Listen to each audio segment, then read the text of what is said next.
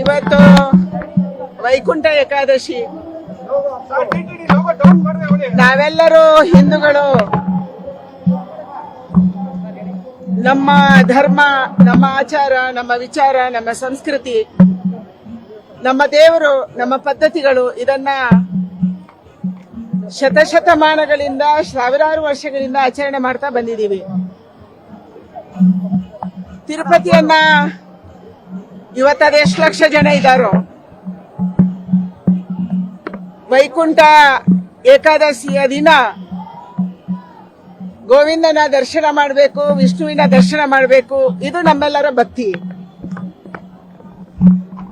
ಅದೇ ರೀತಿಯ ದರ್ಶನವನ್ನ ಬೆಂಗಳೂರಿನ ಟಿಟಿಡಿ ಘಟಕ ಇವತ್ತು ನಮ್ಮೆಲ್ಲರಿಗೆ ಮಾಡಿಸ್ಕೊಡ್ತಾ ಇದೆ. ನಮ್ಮೆಲ್ಲ ಭಕ್ತರು ಕೂಡ ಇಲ್ಲಿ ನಿಂತಿದ್ದಾರೆ.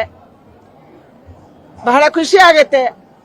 ಯಾರು ತಿರುಪತಿಗೆ ಹೋಗಿ ದರ್ಶನ ಮಾಡಕ್ಕಾಗಲ್ವೋ ಅವರು ಇವತ್ತು ಬೆಂಗಳೂರಿನ ಟಿಟಿಡಿಯಲ್ಲಿ ವೆಂಕಟೇಶನ, ಶ್ರೀನಿವಾಸನ ದರ್ಶನವನ್ನ ಮಾಡ್ತಾ ಇದ್ದಾರೆ. ನಾನು ಮಾಡ್ತಾ ಇದ್ದೀನಿ.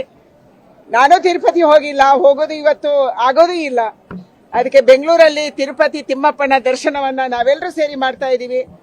ಆ ಭಗವಂತ ತಿರುಪತಿ ತಿಮ್ಮಪ್ಪ ನಮ್ಮ ರಾಜ್ಯಕ್ಕೆ, ನಮ್ಮ ದೇಶಕ್ಕೆ ಸಮೃದ್ಧಿಯನ್ನ ಕೊಡ್ಲಿ, ನಮ್ಮೆಲ್ಲರಿಗೆ ಕೂಡ ಆಯುರಾರೋಗ್ಯವನ್ನ ಕೊಡ್ಲಿ, ಇದು ನಮ್ಮ ಪ್ರಾರ್ಥನೆ.